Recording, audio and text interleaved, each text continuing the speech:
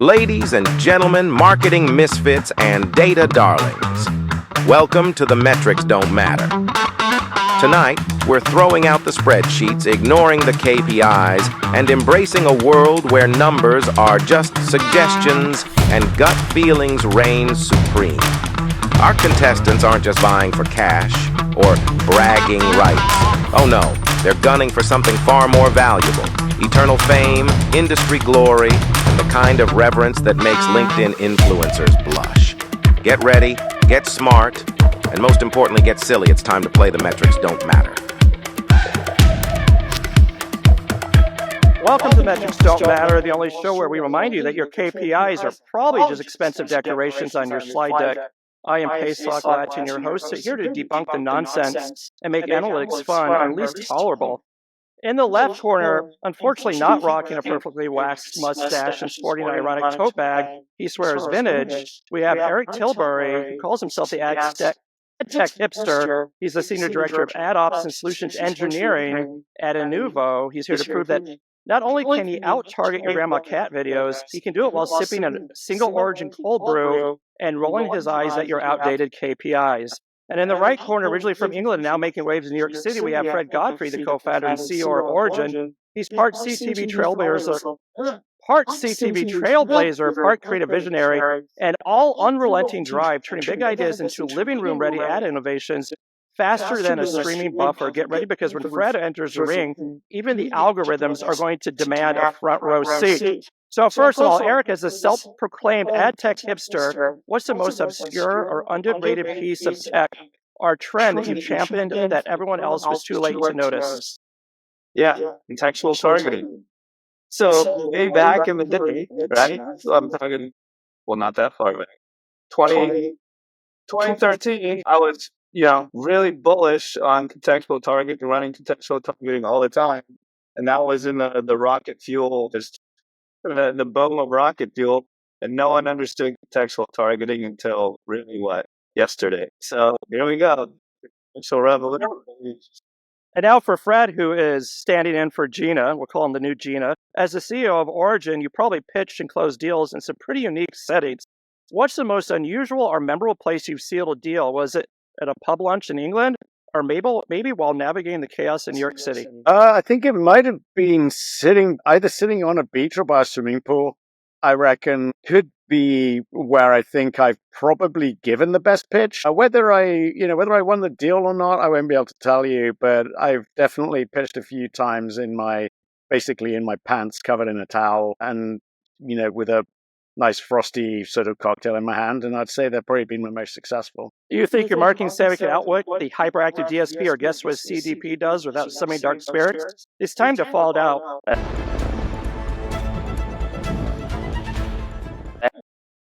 Each question has one correct answer, two sneaky but wrong ones, and one so absurd you'll wonder who approved it. First of all, we'll go with Fred. What is the main goal of frequency capping? Is it to limit how often the same user sees the same ad? Or B, to ensure ads run only during lunchtime specials? C, to tweak bids every time a user blinks? Or D, to embed your brand's jingle into their nightmares? The purpose of the capping is to avoid the nightmares, but I would say the purpose of why everybody avoids the capping for some ungodly reason is to create nightmares. I just had it last night. I watched the same Chumba Casino ad 8 times in a row, and I actually thought about leaving the planet for a while. I'm not sure what you answered, but without frequency caps, your ads might appear so often people think you're their new roommate. And for Eric, what is a DSP's primary function? A, guaranteeing your brand appears first in search results. B, buying digital ad inventory automatically. C, measuring how many users say meh to your banner. Or D, printing coupons from your toaster. I like B, but B is the answer, but I really like C. Correct at B. A DSP is like a caffeinated auctioneer bidding on media faster than a thought can form. I forgot, you guys are supposed to buzz in by raising your hand. That's what we're supposed to be doing on this one. Sorry. I forgot the rules here. You've got your own rules and you're blaming It's way too early. Hey, Aaron, here's my question for you. Right. Yeah, it's early Yeah, put your hand up. Who else answer it first? I'll just do this. Exactly, yeah. Do the Team America shake from the top of the G. I've already got my dance party moves Okay, already scheduled out. So as you can tell, this is a very professionally tight operation. So raise your hand if you know the answer. What does a customer data platform, CDP, provide? A, automated ad production by psychic robots. B, insights into competitors' credit card numbers. C, unified customer profiles from all your messy data. Or D, a time machine to show ads to dinosaurs. I think who's that? That's Gina. So are we putting our hands up to be the first? Yeah, please, just do that. We don't have real buzzers. Right. You can make a buzzing sound with a British accent. forgot about the hand up. Yeah, it's okay. You were like, Good luck next where's time. my buzzer? Yeah. Let's see if you make it through to the next round. The answer is, I don't know, but it sounds fucking boring. There you go.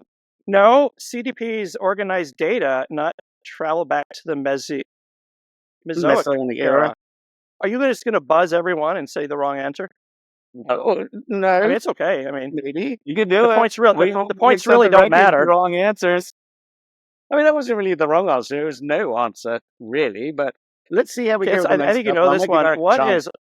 What is ROAS, ROAS, all about? A, revenue generated per ad dollar spent. B, counting how many views scream, oh my God, buy now. C, pinpoint the perfect color for a CTA button. Or D, training fairs to deliver your brand message. Was that Eric or Fred? I didn't notice.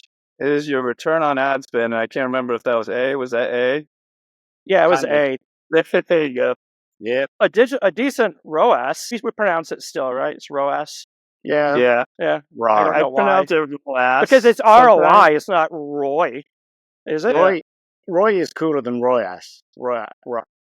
RAS. A decent ROAS tells you your ad spend isn't just funding digital tumbleweeds. That's true. What is bid shading used for? A, adjusting bids to overpaying in first price auctions. B, is exposing your rival's secret campaign budgets. C, matching your CPMs to lunar phases. Or D, painting your invoices with 50 shades of confusion. You got buzzed by Eric. A, it is A. Bid shading haggles for you, so you're not the sucker who pays full price. I thought it was a haggler. I thought it was just about slinging insults to the losing bit. That it was. I'll take that too. Or letter B. That's much more. In a backwards type of way, that is correct. You know, we're not. I don't think we're going to get to all 40 questions, but that's okay. Let's see. What does contextual targeting do? A, tracks users from birth to retirement. B, serves ads only when your CFO is watching. C, matches ads to the content on the page. Or D, consults a psychic octopus to pick placements. I think Eric is pointing at me. Is that? I'll let him have that one. I like B a lot, but Fred, which one is it? Well, I'm definitely into the psychic octopus, but don't forget, my world is entirely connected TV and not like, banners and displays and whatever kind of shit other people do below the fold. So like, our world is a little different, a bit more complex, but yeah, definitely psychic octopus. No. No, it is. Nope. Check has nothing to do with octopus oracles. I'm sorry. No, you're wrong, dude. I'm the guy. We really never get through this, but octopuses I just saw are great pets. Octopi. Are they really? Octopi? Octopi. I think I had one of those for Thanksgiving. That's good. So there's actually a theory that they are an alien species that came when the meteor hit the Earth. There's a theory. Go down TikTok rabbit hole and you will see. Is that like Marvel? Octopus. Was that like Marvel where those things just attach to the head? Yeah. No, that was DC. DC. Yeah. Yep. Okay. What is incrementality testing for? A, counting how many viewers do cartwheels when seeing your ad. B, measuring your ads cause extra conversions beyond the norm. C, stealing your neighbor's Wi-Fi for better targeting. D, determining if your boss's cat approves of your CTR. I don't know who wrote these because these are crazy. I'll answer that.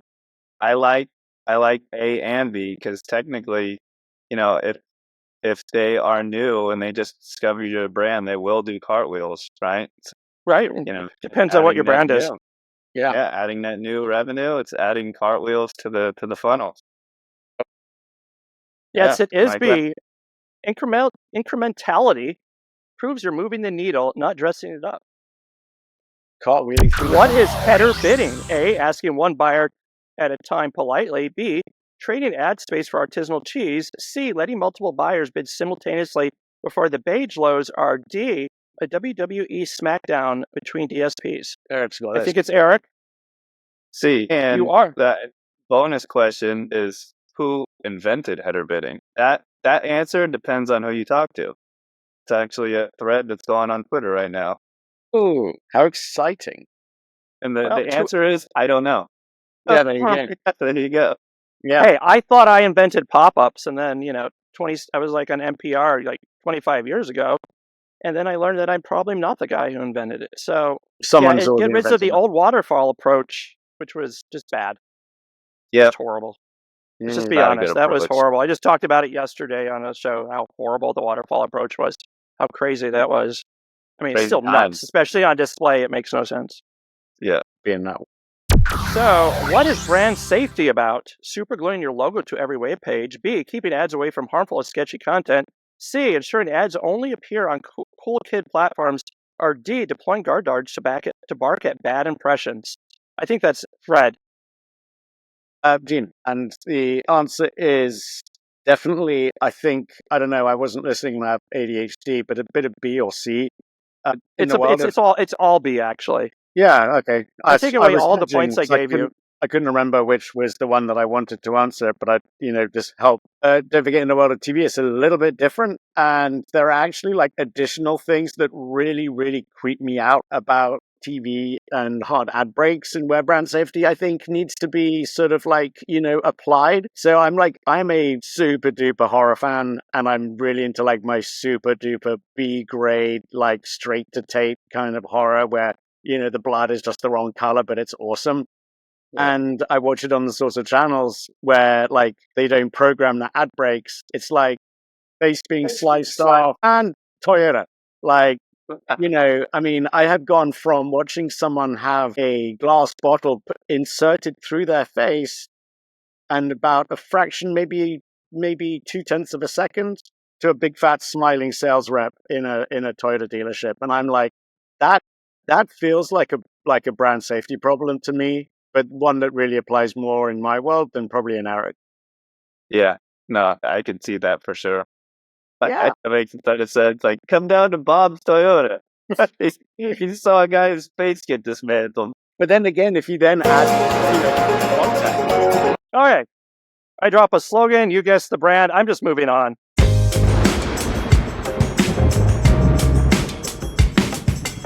Yeah. I'll serve up a nugget of actual apparently. trivia. Also, if your guess hits the mark, treat yourself to a self-congratulatory eye roll. Yeah, I have not had enough coffee yet. If not, embrace the shame. So basically, if you didn't catch what we're doing, I'm going to give you a slogan. You have to tell me who it's from, and then we go on to the next one. Think. Oh, you're asking us to think? No. The slogan I'm asking you to tell me what the slogan is. Yes. I think it's the Noggin Network that used to be, No. It's IBM. Literally, you're not thinking hard enough. Literally. It debuted in the 20th century. It told the world's technophobes to use their brains before smart got stuck in front of everyone's gadget name. The city never sleeps. But that's like New York. Oh, it's not New York. Citibank. Wow. Well, this I have no 1970s idea. slogan suggested your money is always awake. Guess what doesn't sleep either? Interest charges. Sick bird. This is very ancient. Let your fingers do the walking. Please say Fingers. Oh, we're gonna get all these wrong. Yeah. Wow. Yellow Pages. You remember that? Oh my god. Do you remember the Yellow Launched in the Pages? 1960s, back when flipping through a phone book didn't feel like archaeology. Do you remember the Yellow Pages Christmas ad from the 80s where the kid turns up and puts it on the ground so he can get 6 inches higher so he can kiss the girl under the mistletoe? I wasn't in the 80s, so I don't know. When you absolutely positively have to get it there overnight. But that's Yes. What do you say? UPS. UPS or FedEx. FedEx. Or, Your correct answer dang got it. lost in shipping. A 1980s promise that couriers would beat your procrastination. This is obviously pre-Amazon Prime. little. Quality never goes out of style. Yeah, I know that one. It's Is Levi's. Is it Your Levi? jeans will outlast your diet phases and questionable hairstyles. I'm gonna get one of these. Between love and madness lies obsession. That sounds like Origins. That Hey, sounds jewelers. like Calvin Klein. Obsession. Oh yeah, obsession. God, Ace perfume slogan implying your scent could spark a dramatic art film. I can remember how that's. I can literally smell that now in my Let's nostrils. try this one. Eric should get this. I don't know about Fred though. Good. Good. Isn't that I McDonald's? know that slogan. Think pop art. Good. Soup cans. Campbell's. Is that Campbell's? Campbell's Is that soup. Yeah. Is that Campbell's? Yeah. Introduced in the is Campbell's. 1930s. It made soup sound like grandma's hugging a bowl. They're great. Kellogg. Frosted Cornflakes. Flakes, baby. Yes, Frosted Flakes. Tony the Tiger's catchphrase in the 1950s. Apparently, Cow. sugar-coated cereal equals athletic prowess. And really. what do Fruit Loops equal? Diabetes. Oops. Yeah, Fruit Loops. childhood They had cancer. And the toucan. Double your pleasure, double your fun. Double McGum. Yeah, with Wrigley's Double Fit since the 1950s, Twins gum and a jingle that haunts your childhood memories. I thought it was Trojan. So All right, this is easy. Choosy moms choose something. choose what? Choosy moms choose, and it's not Fred. Choosy kids. Choosy mothers Chip. choose. Jif, peanut butter. Guilt-tripping moms into biting peanut butter. A way to weaponize parental pride. Man, I got to start Oh, gosh. watching Minion TV again, man. Yeah, this one was horrible. I remember this. Strong enough for a man, made for a woman. Again, not Fred. Good enough for a man, Trojan? made for a woman. I'm just gonna say Trojan Durex. I don't know. Secret deodorant. A 1970s slogan remind you that gender stereotypes also apply to armpit care. Old Spice. Kid tested, mother approved. That's current. I've seen that. It's not Kibbles. Did you say Kibbles? No. I've seen that. That's current, not kibble.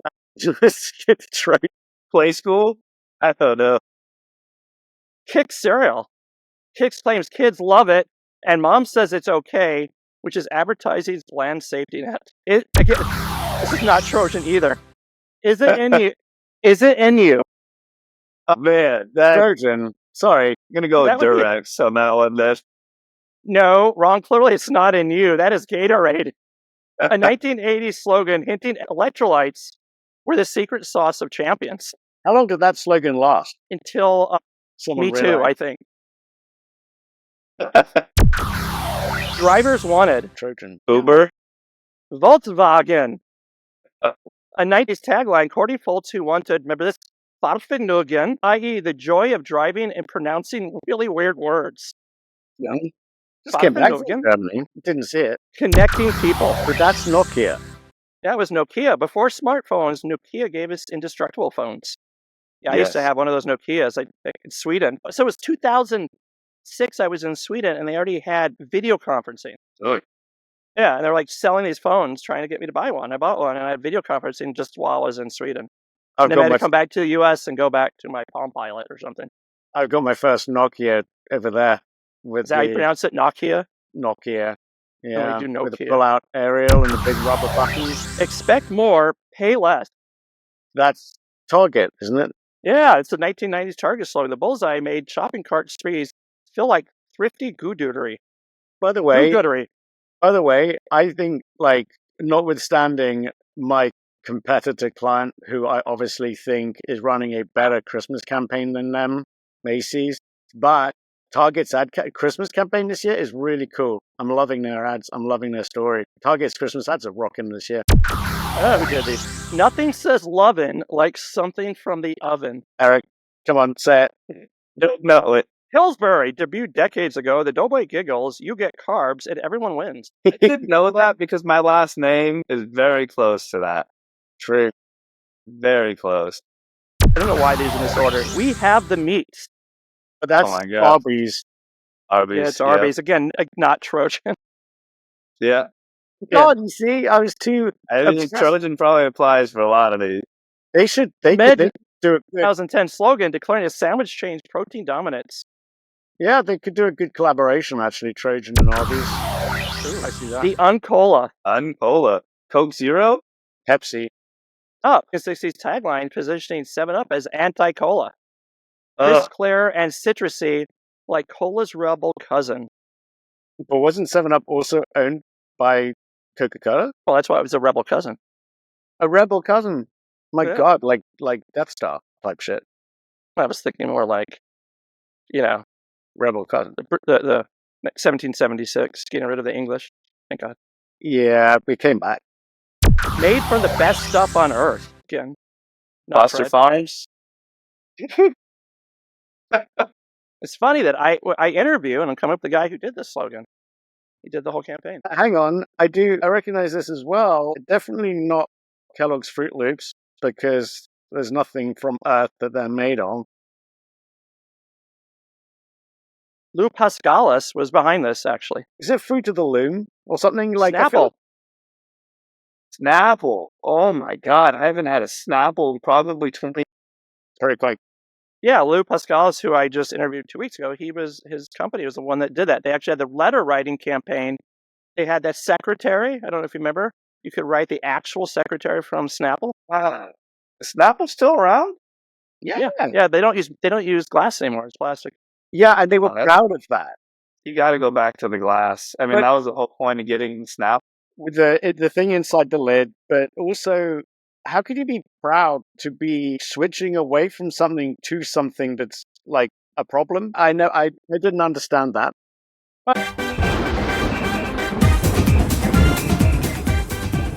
Right, now on to our next section. Okay, you survived our show so far, and kudos. Now prepare to dive face first into a fresh gauntlet of ad-infused absurdities that will twist your tongues and bend your brains. So basically, this is Mad Lib. First, we'll start with Eric.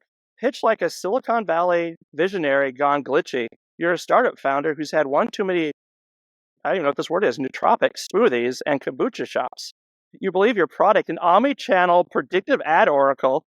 Ooh, sounds like, again, everything that someone's going to take this and actually make the product now. Say, we're an omni-channel predictive ad oracle. It's not going to just disrupt the marketing world, but reshape the entire universe. Every sentence should be packed with impossible promises, spacey metaphors, and buzzwords so dense they could power a rocket. Okay, so welcome to our investors meeting, right? I just took a massive dump because I've had 6 smoothies today.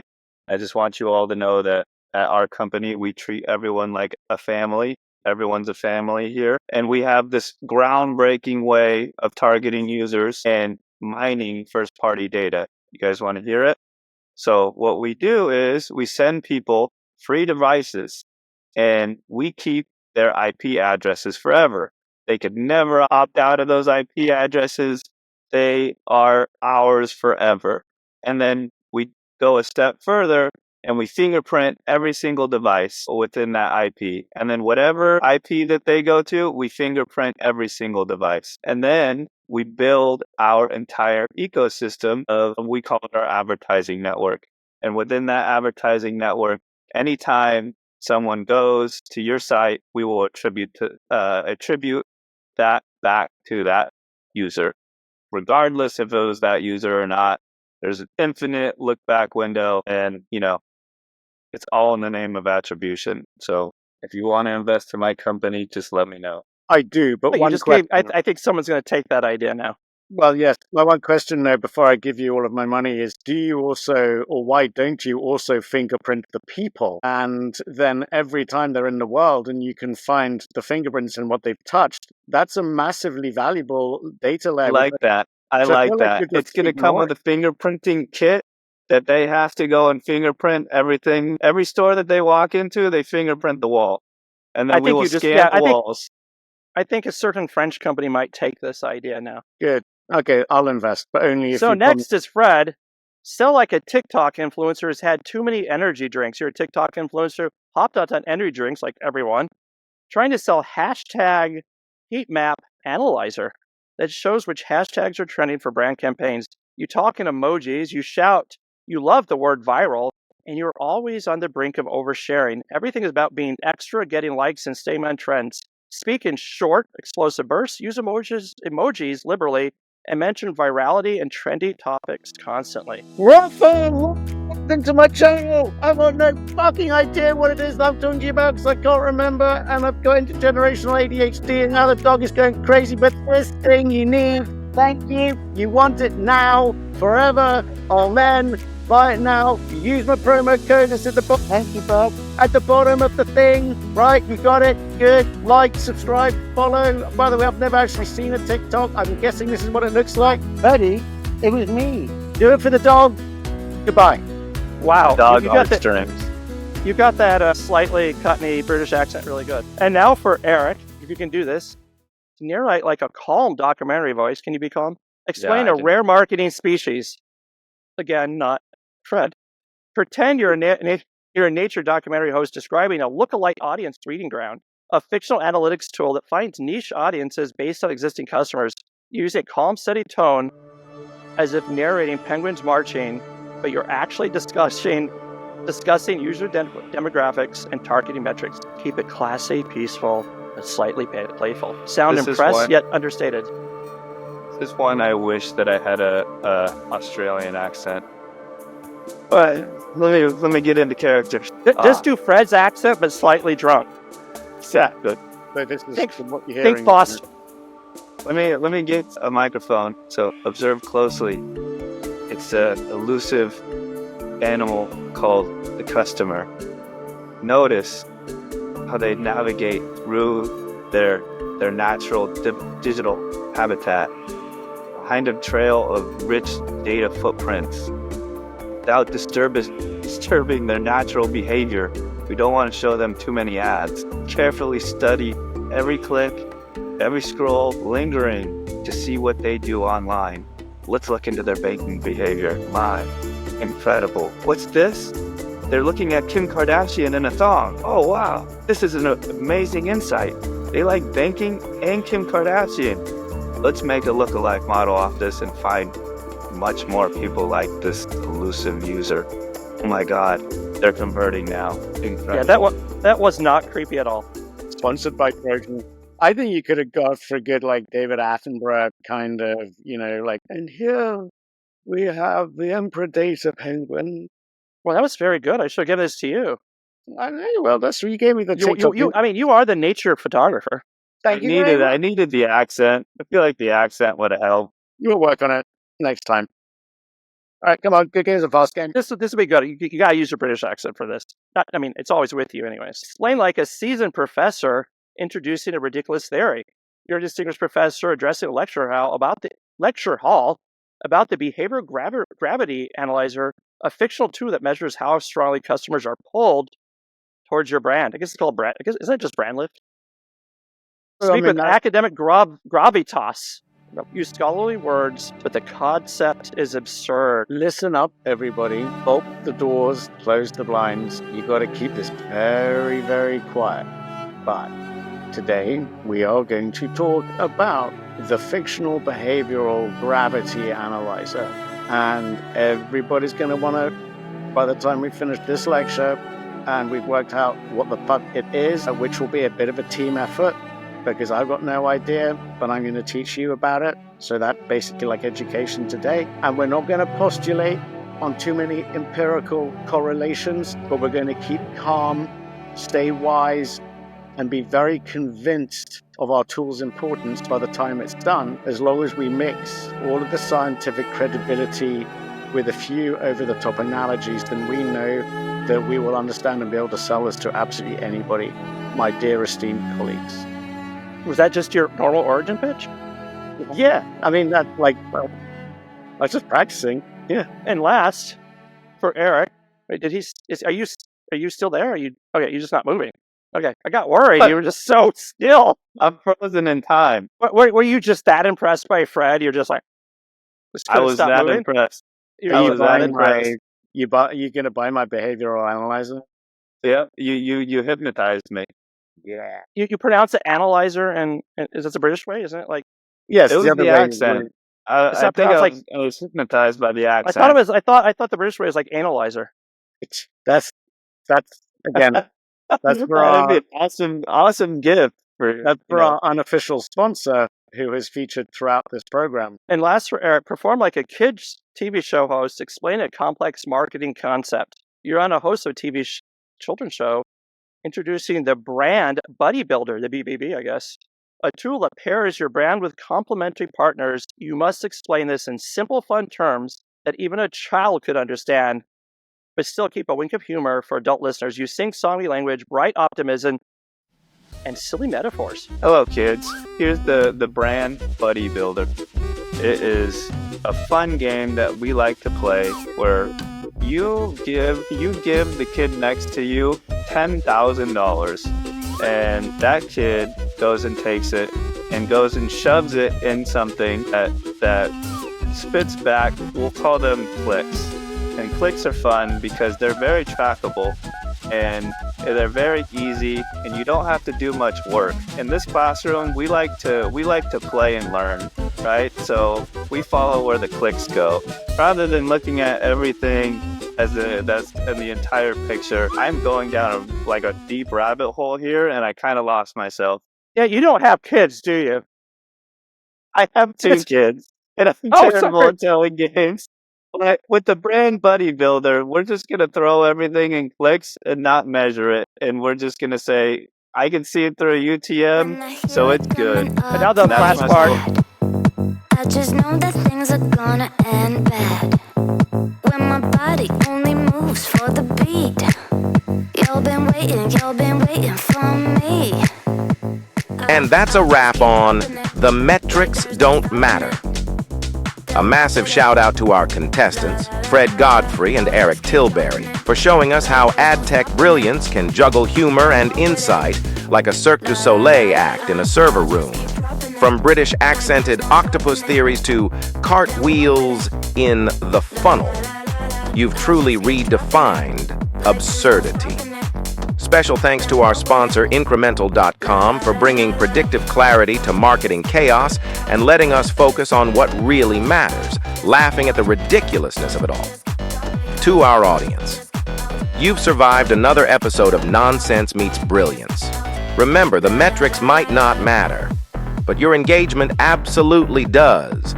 Stay bold, stay curious, and join us next time for more ad-infused mayhem. Good night.